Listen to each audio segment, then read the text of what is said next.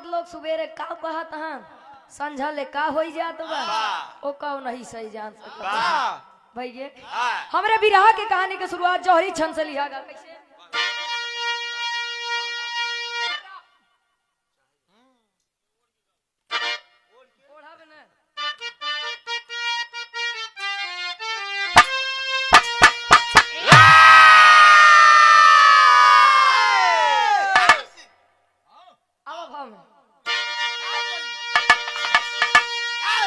अरे तो आल्हा की पत्नी सोना सुंदर सुशील थी पावन आया सावन का महीना उदल किया वाहन झूला झूलन की इच्छा लौलखा बाग के अंदर इनकार कर दिए उदल झूलो घर के ही अंदर सोना ज्वाला को सिर झुकाया सुना तो माई उधर का हुक्म सुनाया अरे जिया अरे जिया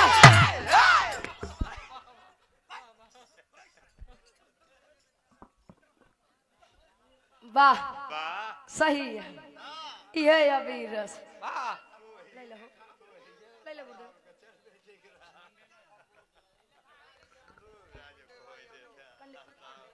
आप परम सम्मानित परम आदरणीय मिर्जापुर की पावन धरती से धर्म के आप बड़े भाई मंडेला यादव जी 101 रुपए का महान आशीर्वाद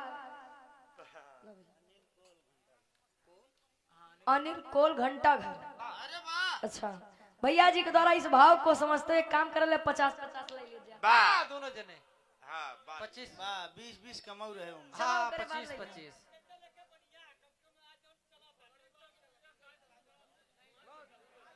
भाई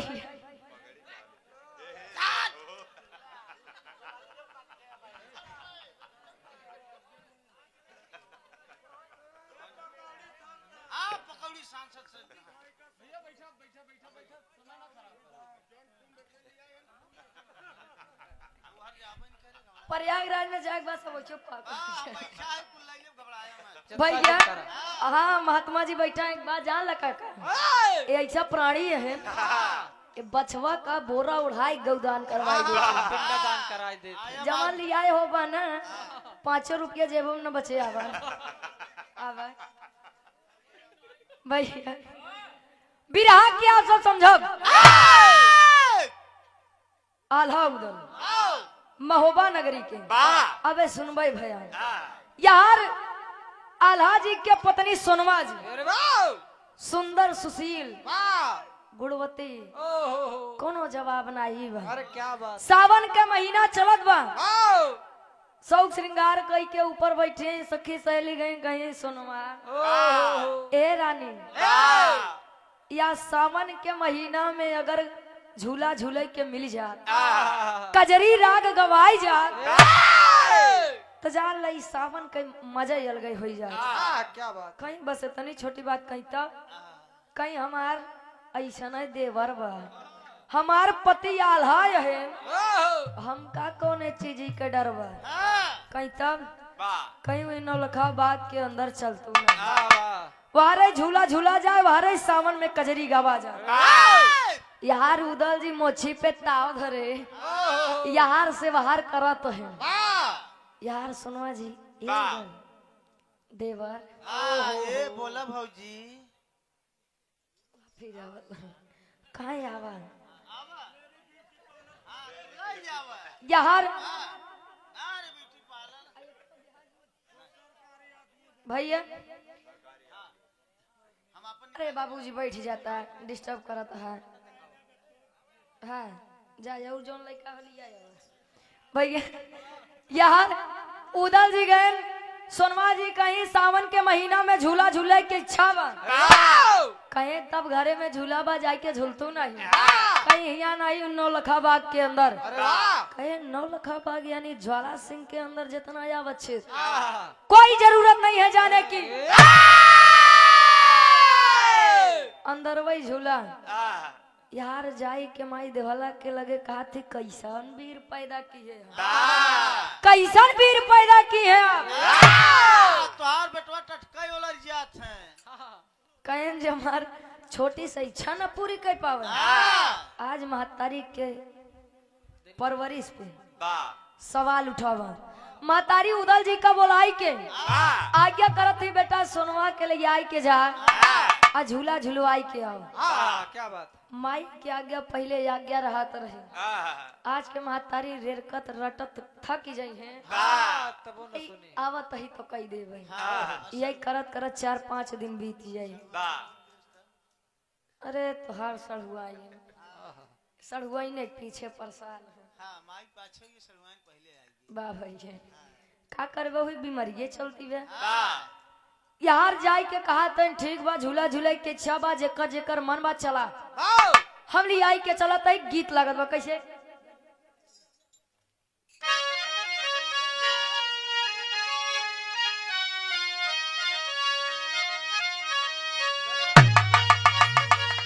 अरे तगगरी पे गगारी, अरे गगरिया ऊपर गगरी कि गगरी छुआई जई है रजऊ। अरे गगरी छुआई जई है रजऊ, ता जई है धरा मामा नसाई हो। गगरी छुआई जई है रजऊ।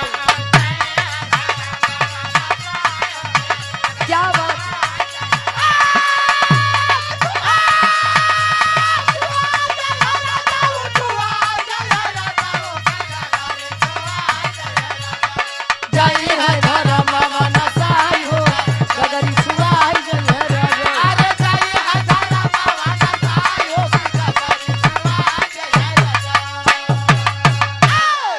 भाव पर आप लोग गौर करेंगे।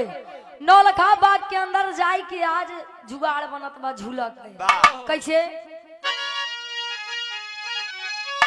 अरे तो सवनी बहार, अरे तो सवनी बहार, सवनी बहार लूटे गोरिया। अरे सवनी बहार लूटे गोरिया, बगिया भइल बागुला जार हो।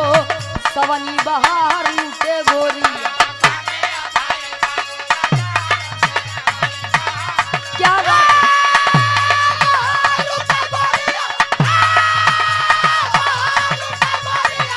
क्या बात। जाई है धरा मामा। क्या बात।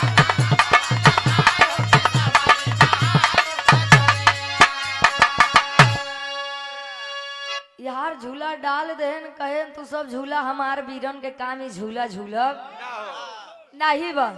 हम जैसन वीरन के काम का बा। अरे डाली के झुलनवा उदल अब खोजे शिकार हो। पथरी के ज्वाला राजा आइलते ही बार हो।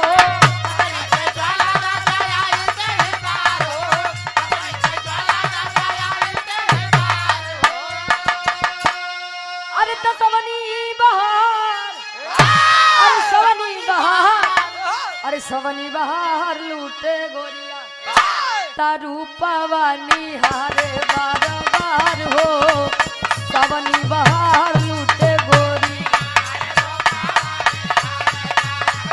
क्या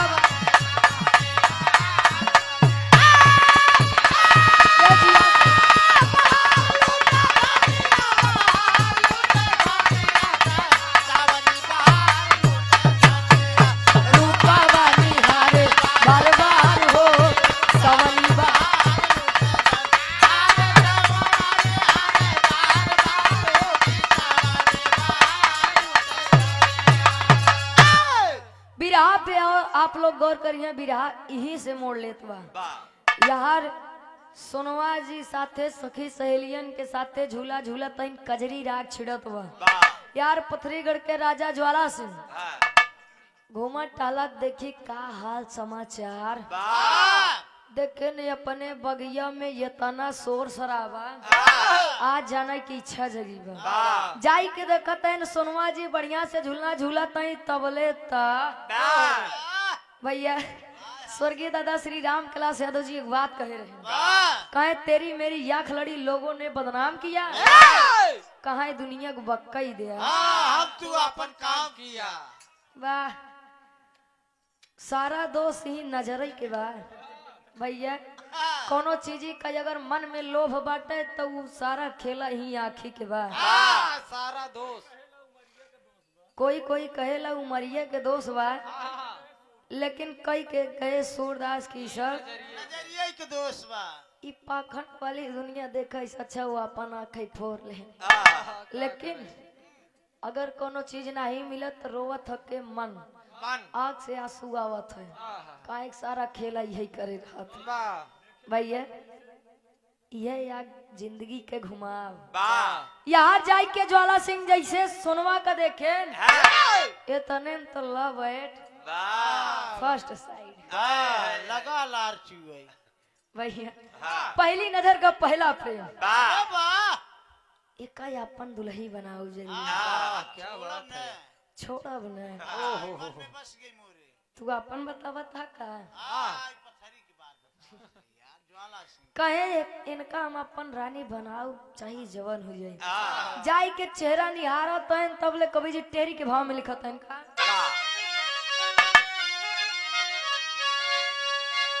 बुझाई कई से मन के अगिया, अरे वाह अरे बुझाई कई से मन के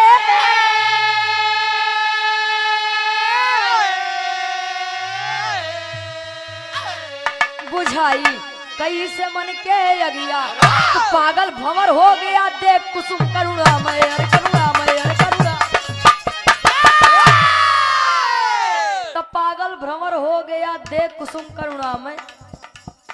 भैया बुझाई कैसे मन के अगिया, भ्रमर के कर तुलना की है राजा ज्वाला सिंह के, कुसुम यानी फूल सोनवा जी के। ये देखत है तब ले सोनवा जी कहीं का देखत है चक्कर का बा कह रानी आप चाहे जहाँ के हो हम ये कसम नहीं जानी, लेकिन हम कहीं आपसे प्रेम हो गई बात। I love you. नौ पढ़े रहे हाँ, उनका इंग्लिश के बाबू पढ़ा रहे का भैया। ज्वाला सिंह का हमें आपसे प्रेम हो गया है, हम आपसे शादी करना चाहते हैं। वो तो पूछत कहान आज के लड़का ये सहा लाइल बनी से नूर है, सीधे पूछत बीच में जरूरत नहीं बा। कहें देखिए हम महोबा के राजा आल्हा की पत्नी उदल की भाभी है। एक बार आल्हा उदल के नाम ले तब ले पिछड़ी, ओकरे बाद जब प्रेम किया तो डरना क्या, और जब डरना तो फिर करना क्या। फांसी लगा के मरना क्या। अच्छा वाह भैया, लव ये लव में सब हो गया। कभी लिखे नहीं लव के बारे में 4 लाइन कहे प्यार व्यार के चक्कर में, प्यार व्यार के चक्कर में सब घर परिवार छूट गई, बेगाना से प्यार बढ़ल अपहन से नाता टूट गई। 4 दिन के चढ़ल जवानी, 4 दिन के चढ़ल जवानी एक दिन सोता उतर जाई, चचू खुले के पहले बबुआ सारा सब